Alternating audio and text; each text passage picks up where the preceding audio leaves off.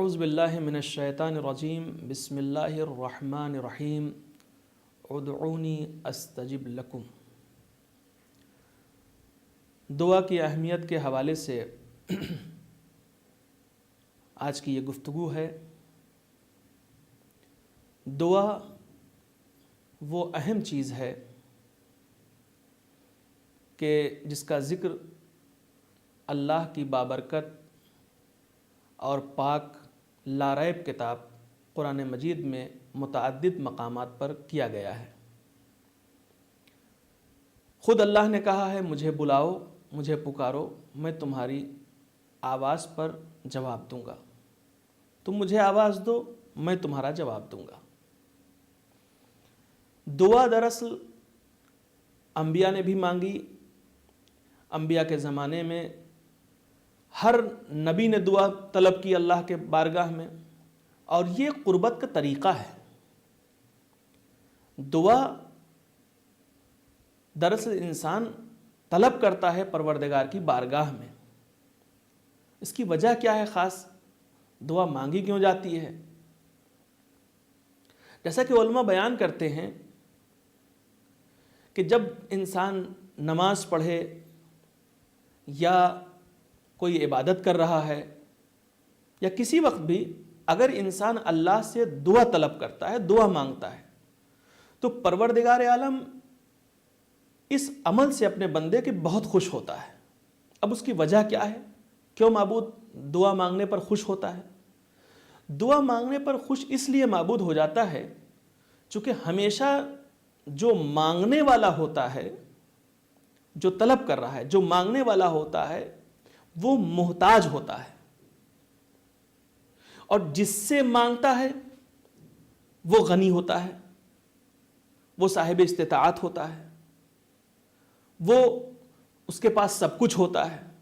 لہذا جب بندہ اپنے دونوں ہاتھوں کو بلند کر کے اپنے معبود کی بارگاہ میں طلب کرتا ہے کہ میرے معبود مجھے یہ دے دے، میرے معبود مجھے یہ دے دے، میرے معبود مجھے ایسا کر دے، میرے معبود مجھے ویسا بنا دے، تو پروردگار اس لیے خوش ہو جاتا ہے کہ اس کا مطلب یہ ابھی محتاج ہے، یہ اپنے کو محتاج سمجھ رہا ہے اور مجھے مالک سمجھ رہا ہے، مجھے خالق سمجھ رہا ہے۔ اور اس عمل سے جو روحانی بیماری جسے ہم تکبر کہتے ہیں وہ فوراً دور ہو جاتی ہے۔ متکبر کبھی کسی کے سامنے نہیں مانگے گا، اس لیے کہتا ہے میرے پاس سب کچھ ہے، چاہے اس کے پاس کچھ بھی نہ ہو۔ چونکہ وہ متکبر ہے، اس کے اندر تکبر ہے، اس کے اندر گھمنڈ ہے، وہ اپنے کو کچھ سمجھ رہا ہے، وہ کسی کے آگے ہاتھ نہیں پھیلائے گا۔ لیکن جب کوئی بندہ اپنے معبود کے سامنے ہاتھ پھیلا دیتا ہے تو معبود اس کی جھولی کو بھر دیتا ہے۔ کیوں؟ میرے بندے تو نے میرے سامنے ہاتھ پھیلایا ہے۔ آج ہم اگر کسی سے کچھ مانگنے کے لیے جاتے ہیں تو ظاہر سی بات ہے دینے والا دے دیتا ہے، لیکن 10 جگہ جا کر بیان کرتا ہے، 10 جگہوں پہ جا کر بیان کرتا ہے کہ میں نے ان کو دیا، میں نے اتنا دیا، ایسے مانگ رہے تھے، ان کی آنکھوں میں آنسو تھے، وغیرہ وغیرہ۔ لیکن جب کوئی اپنے پروردگار سے مانگتا ہے تو معبود کسی سے نہیں کہتا، وہ خالق کسی سے نہیں بتاتا۔ تھوڑا مانگنے آتا ہے تو بھی دے دیتا ہے، زیادہ مانگنے آتا ہے تو بھی دے دیتا ہے۔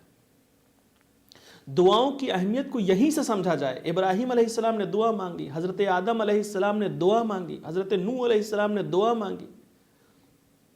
یہ دعا اپنے معبود اور عبد کے درمیان ایک بہترین وسیلہ ہے، ایک رابطہ ہے کہ جب بندہ اپنے معبود سے دعا مانگتا ہے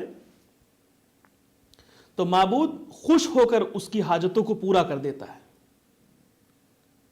یہ دعا کوئی معمولی چیز نہیں ہے۔ ہر چیز تو انسان پیسے سے خرید سکتا ہے، دعاؤں کو پیسے سے نہیں خریدا جا سکتا ہے۔ دعائیں دل سے نکلتی ہیں۔ یہ زبان کی جو دعا ہوتی ہے کوئی دعا نہیں ہے، دل سے دعا مانگی جاتی ہے، طلب حاجت دل سے کی جاتی ہے، اور یہی مؤثر ہے، اسی کا اثر ہے زمانے کے اندر۔ جتنا بھی انسان دعا مانگے کم ہے۔ ہمارے چوتھے امام زین العابدین علیہ الصلوۃ والسلام کی دعاؤں کی ایک پوری کتاب ہے۔ صحیفہ سجادیہ، ہر موقع کی دعا،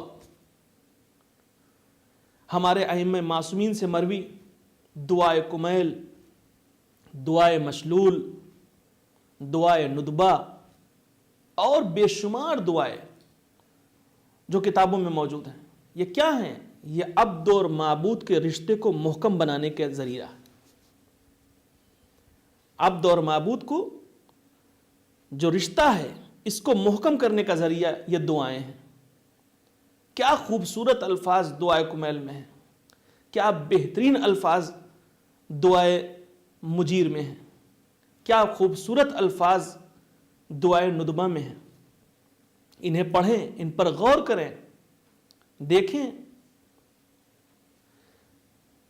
کسی روٹھے ہوئے کو منانے کا طریقہ جتنا اچھا دعائے کمیل میں مل جائے گا، آپ کو شاید کہیں اور نہ مل پائے، کسی اور مذہب میں نہ ملے۔ یا سریع الرضا اغفر لمن لا یملک الا الدعاء، یہ کیا ہے؟ یہ اپنے معبود کو منایا جا رہا ہے، راضی کیا جا رہا ہے۔ لہٰذا ہم اپنی عبادتوں میں دعا پر غور کرتے رہیں، دعا پڑھتے رہیں۔ والسلام علیکم ورحمۃ اللہ۔